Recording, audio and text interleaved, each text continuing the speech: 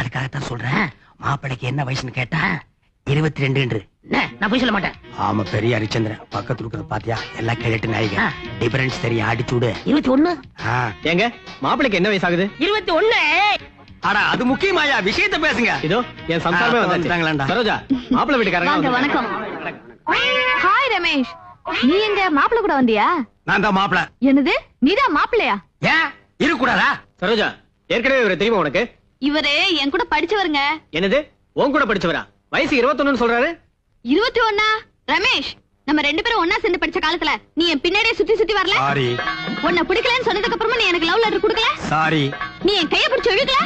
காலு கிடைக்கல, கைய பிடிச்சு எடுத்த. சாரி. அதனால ஹெட்மாஸ்டர் உன்னை ஸ்கூல்ல விட்டு டிஸ்மிஸ் பண்ணல. அவங்க கிடக்குறான் கேப் மாதிரி. சாரி. இப்ப என்னன்னா என் பொண்ணையே நீ பொண்ணு கேட்டு வந்திருக்கியா? சாரி. என் பொண்ணு உன் பொண்ணு மாதிரி இல்ல. இல்ல. சாரி. என்னங்க இது, எது கேட்டாலும் சாரி சாரின்னு சொல்லிட்டு இருக்காரு. பின்ன சொரி சொரின்னு சொல்றியா? நீங்க எல்லாரும் சேர்ந்து நியாயத்தை கேளுங்க. இருந்து நியாயத்தை கேட்டு வாங்க. எனக்கு பஸ்ஸுக்கு நேரமாச்சு. சாரி. என்ன? வரேன் சார்.